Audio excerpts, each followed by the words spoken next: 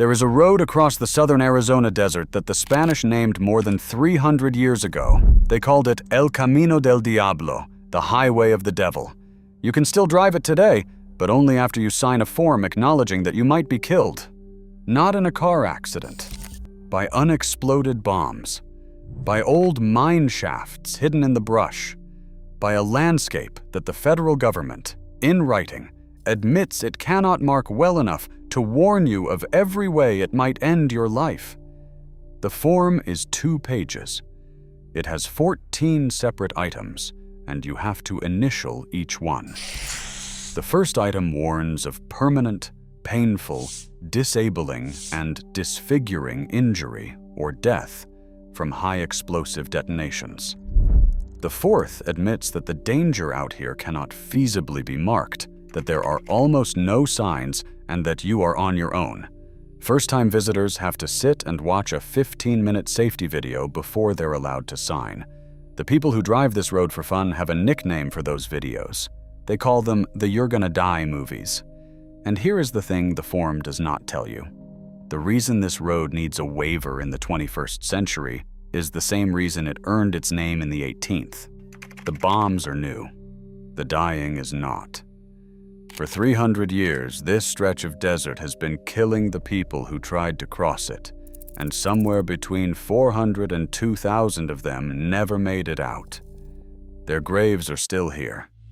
Most of them line the last 30 miles, and the worst of them sit at the foot of a rock where there was water the whole time. Water the dead could see and could not reach. We'll come back to that rock. Remember it. Because to understand why a dirt road in the middle of nowhere has its own body count, you have to understand what this place actually is, and you have to go back a lot further than the bombs. El Camino del Diablo runs through the most remote corner of the lower 48 states, a stretch of the Sonoran Desert in southwestern Arizona, between the town of Ajo and the city of Yuma. The full historic route was about 250 miles, starting down in Caborca, in the Mexican state of Sonora, and ending at the Colorado River. The deadliest section, the part that did most of the killing, was the 130-mile run from Sonoita, Mexico, to Yuma. On a map, it looks like nothing. A thin line through empty tan space. There are no towns on it. There is no gaze. There is no water that you can count on. There is no cell signal. And for most of its length, it runs within a few miles of the Mexican border through land that belongs to a bombing range. The numbers that define this place are the kind that don't feel real until you sit with them. In the summer, the air temperature here climbs past 120 degrees. A person crossing this desert on foot needs about 2 gallons of water a day just to stay alive. Not to be comfortable, to stay alive. 2 gallons of water weigh roughly 16 pounds. So if you are walking and you want to survive 3 days, you are carrying close to 50 pounds of water alone in 120-degree heat across sand and lava rock, with the nearest help a very long way away in any direction. Run the math, and you understand the entire history of this road in a single calculation. The desert asks for more than a human body can carry. That is the whole story. Everything else is detail. But it wasn't always a death road. For most of its existence, it was the opposite. It was a lifeline. The route began, like almost every old road in the West, as something the land itself suggested. Long before there was a Spain to name it, this was a string of native footpaths, and people had been walking it for at least 1,000 years. The Haya Sied o Odom, the Quechan, the Cocopa, desert peoples who knew exactly where the water was and exactly how to live in a place that kills the unprepared. They moved between the rare water sources. They hunted bighorn sheep in the mountains, and they survived here for a very long time because they understood the one rule that every later traveler would have to learn the hard way. You do not cross this desert. You move between its waters, and you never, ever assume the next one will be full. The first European to come through was a Spanish captain named Melchor Diaz. In 1540, leading a detachment of the Coronado expedition with native guides, Diaz passed through this vicinity, looking, as the Spanish always were, for riches that weren't there. He did not survive the expedition. He died on the journey in a strange and almost absurd accident, run through by his own lance. He was one of the first Europeans to see this country, and he was also one of the first to die in it. That pattern, see it, then die in it, would repeat for the next 3 centuries. The man who actually mapped it came later. In 1699, a Jesuit priest named Eusebio Francisco Kino led the first European party to travel the entire trail. Kino was a missionary, an explorer, and a map maker, and he did something that mattered more than anything else anyone did out here for 200 years. He wrote down where the water was. His maps marked the tinajas, the natural rock tanks that held rainwater, the springs, and the wells. He climbed a volcanic cone down in the Pinnacat fields and stood there scanning the Gulf of California, trying to work out whether California was an island or attached to the mainland. He was doing geography in a place that would later be classified as too dangerous to enter without a signature. And the water he wrote down on those maps is the only reason anyone who came after him stood a chance. For a while, that knowledge was enough. Spanish soldiers and priests used the road to reach the missions of California. Padre Francisco Garces, a Franciscan who seemed almost immune to the desert, walked it in the 1770s, and again at the end of that decade. Juan Bautista de Anza used it between 1774 and 1776, leading colonists across this ground to go found a settlement on the far coast that would eventually become San Francisco. Think about that the next time you picture that city. The fog, the bridge, the hills covered in houses worth millions of dollars.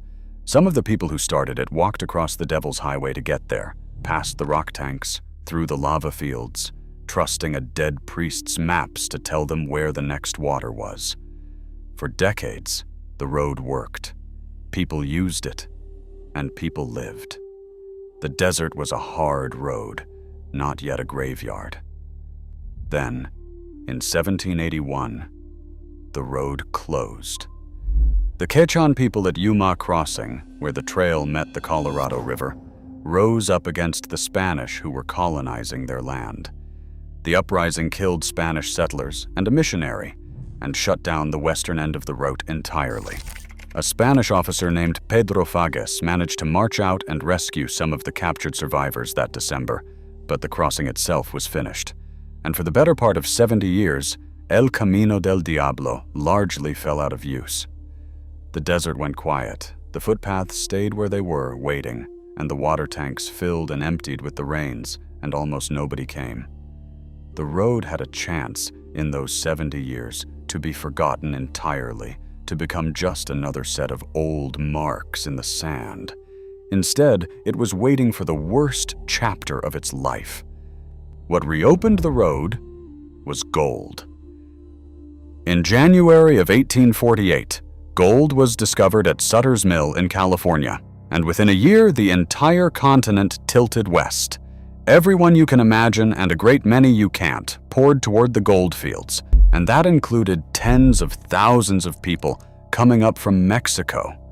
Sonoran miners who knew there was gold in California and wanted to get there fast. And the fast way, the shortcut, the route that cut off the longer and better watered trails to the north, was El Camino del Diablo. From Sonoita, you could push northwest to Yuma, cross the Colorado, and you were in California. It was direct. It was open. And it ran straight through the most waterless stretch of desert on the continent. Here is where the road earned its name. Because the people who took the shortcut in 1849 and through the 1850s were, for the most part, not desert people. They were miners and farmers and hopeful men with families. And they did not know what the O'odham had always known. They did not know how much water to carry. They did not know that the tank that was full last month could be bone dry today. They did not know that a desert can look survivable and be lethal, that the distance between a minor inconvenience and a death sentence out here is measured not in miles, but in canteens. So they walked in, and a great many of them did not walk out. Nobody knows the real number. That's part of what makes it haunting.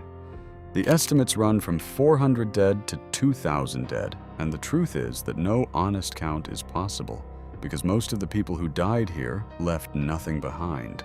No record of who they were, no note of where they came from.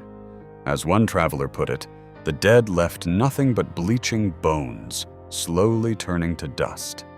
The death toll of El Camino del Diablo, one early account said, will never be written in full. The desert kept no register. It just kept the bodies. But we do have glimpses, and the glimpses are worse than a number. Consider what a Boundary Survey traveler reported after a single day on the trail. In a little over 30 miles of riding, he counted 65 graves. 65. In one day. And in one of those graves, an entire family had been buried together. Their horses had given out, simply collapsed and died in the heat, and the family, unable to cross the scorching, open ground on foot, had died where they stood.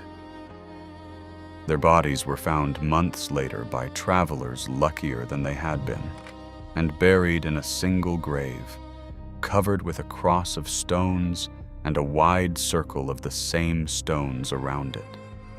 For years afterward, the wreckage of their wagon and the dried carcasses of their horses marked the spot. A family, a wagon, a team of horses, an entire small world of people and animals and belongings stopped on the open desert and erased altogether because the water ran out. That is the kind of thing that happened out here, over and over, and most of it happened in one specific place. Remember the rock. About 30 miles east of Yuma, in a range of bare granite mountains, there is a place called Tinajas Altas. The name is Spanish for high tanks, and that is exactly what it is, a series of 9 natural rock pools stacked one above the other up a steep granite slope, filled only by rainwater. When the rains come and all 9 are full, they can hold up to 20,000 gallons of water. For travelers crossing the deadliest stretch of the deadliest road in North America, Tinajas Altas was the difference between life and death. It was the water. If you made it to the tanks and the tanks held water, you lived. If you made it to the tanks and the tanks were dry, you died. And here is the cruelty built into the place, the detail that turns Tinajas Altas from a sad story into a genuinely horrifying one. The pools are stacked vertically. The lowest one is the easiest to reach, right at the base. The higher ones require climbing, a scramble up steep, smooth granite that gets harder the higher you go. As the dry season wore on, the lower tanks would empty first, while the higher tanks, shaded and protected, still held water. So a traveler would stagger in after days in the desert, already dying of thirst, and find the bottom tank dry. And above him, maybe 40 feet up the rock, sometimes less, there was water. He could see it. All he had to do was climb. But a man dying of thirst does not have the strength to climb wet granite. And so they tried, and they failed, and they died at the bottom of the rock, underneath the water that would have saved them. We know this is true because of what the surveyors found. During the U.S. Boundary Survey in the 1890s, A party came through Tinajas Altas and found the remains of 3 prospectors lying just above the first tank, which was empty. The men's fingers were worn raw. They had been clawing their way up the rock toward the second tank, the one that held water, and they had not made it. They died, the account says, just yards from their salvation. 3 men, side by side, their hands torn open on the stone, dead within sight and almost within reach of the thing they needed. On the flat ground at the mouth of the canyon, the graves piled up so thickly that the place earned a name of its own. They called it the Mesa of the Dead. At one point, there were something like 50 graves there, each one marked the same way, stones laid on the ground in the shape of a cross. An old burial ground in the middle of nowhere, for people whose names no one wrote down, who died reaching for water they could see. This is what El Camino del Diablo did, decade after decade, and it kept doing it as long as people kept coming. A second wave came in the 1860s when placer gold was found along the Colorado River, and more Sonoran miners crossed, and more of them died the same way as the ones before. The road was so notorious by then that travelers spoke of it the way you'd speak of a haunted place. The emptiness, the silence, the bones, the sand that shifted color in the hard light from white to yellow to red. They said that around the tanks you could sometimes hear the Apache who watched the trail, signaling to each other by imitating the calls of owls and coyotes, so that the whole place seemed to ring with the cries of things that weren't birds. They felt, one account said, the face of death brushing against their lives. Not everyone who came through was a doomed miner. The tanks at Tinajas Altas were such a fixed point in this country that all kinds of people passed through them, and some of their names survived even when the dead ones didn't. Joaquin Murrieta, the gold rush outlaw who became a California legend, was known to stop at the tanks regularly as the rush was tapering off in the early 1850s. After the Gadsden Purchase handed this stretch of desert to the United States in 1854, the Survey Commission, drawing the new border with Mexico, watered their animals at Tinajas Altas in 1855. The same pools, the same climb. Later in the century, an explorer named Rafael Pumpelly came through and nearly didn't come out the other side. He'd taken directions from a bandit of all people, and the bad guidance very nearly walked him into the same waterless trap that had killed hundreds before him. He survived to write about it. That was the difference out here, the whole difference. Not courage, not strength, just whether the water was where you thought it would be. The people who guessed right got to become stories. The people who guessed wrong became the graves the next travelers counted. And then, almost as suddenly as it had become a highway of the dead, the road went quiet again. What killed El Camino del Diablo as a route was the same thing that killed 100 other desert roads in the West: the railroad. In 1870, the Southern Pacific reached Yuma, and the moment there was a way to cross this country that didn't involve walking 50 miles between uncertain water holes in a 120-degree heat, people took it. Why would you risk the Devil's Highway when you could ride a train through the same desert in air-conditioned or at least survivable comfort? Traffic on the Camino dropped off sharply. The miners stopped coming. The families stopped coming. The graves stayed where they were, and the desert began, slowly, to take them back. For most of the 20th century, the road belonged to almost no one. A few prospectors, a few surveyors, the occasional traveler drawn by the history. And then the land changed hands in a way that gives the whole story its final, perfect irony.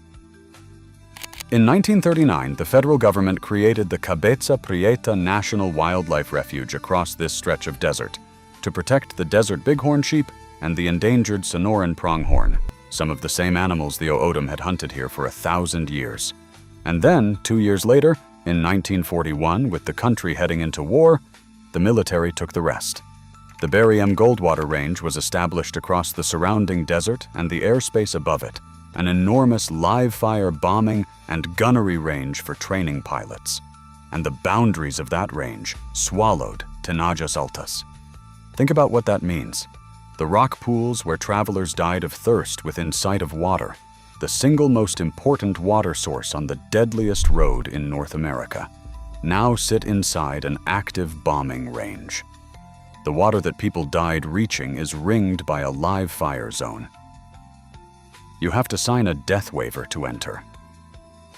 The desert that killed by denying people one thing, water, is now dangerous for the opposite kind of reason, because the most powerful military on Earth uses the emptiness to practice dropping bombs. Same ground, same lethality, different century. That is why the waiver exists. The bombing range, the unexploded ordnance scattered in the brush, the old mine shafts, the heat that still hits 120 in summer, all of it stacked on top of a road that was already on its own merits, the most dangerous trail on the continent. In 1978, El Camino del Diablo was listed on the National Register of Historic Places, an official acknowledgement that this thin dirt line through the desert mattered, that it was worth preserving. You can drive it now, legally, with a free permit from the refuge office in the town of Ajo. Thousands of people do, mostly in winter, mostly in four-wheel drive trucks loaded with extra water and extra tires, treating it as an adventure. And it is one.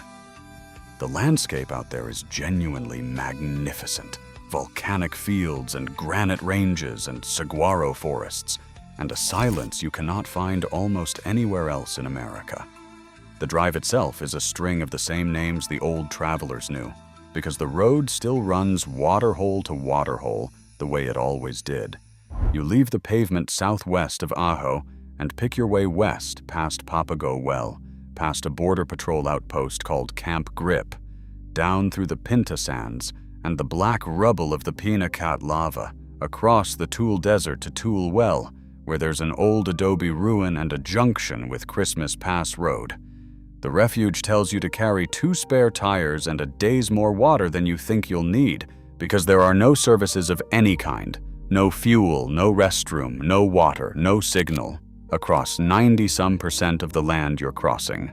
And you will not be alone exactly, but the company is its own kind of reminder of where you are. The Border Patrol is a constant presence out here now, with forward operating bases dropped surreally into the desert and trucks working the same dirt the gold seekers walked.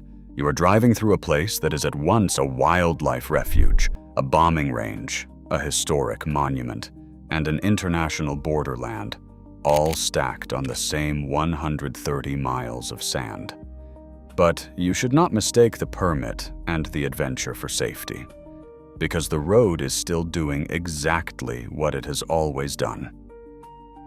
In recent decades, as border enforcement tightened along the easier crossings, a set of policies pushed migration into the most remote and brutal stretches of the desert. The deliberate strategy on the theory that the danger itself would deter people. It did not deter them. It just changed where they died. And so El Camino del Diablo, the same road that killed Sonoran gold seekers in 1849, became once again a route for people crossing this desert on foot with not enough water, in heat that has not cooled by a single degree in 300 years.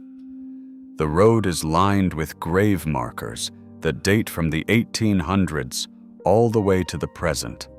The old crosses of piled stones and newer markers. For people who died doing in the 21st century exactly what people died doing in the 19th, trying to walk across a desert that asks for more water than a human being can carry. People still die on El Camino del Diablo. That sentence is true in the present tense today, right now. The names have changed and the decades have changed, and the reasons people are out there have changed, but the desert has not changed at all. It is still 130 miles of the same ground, with the same scarce water, under the same merciless sun.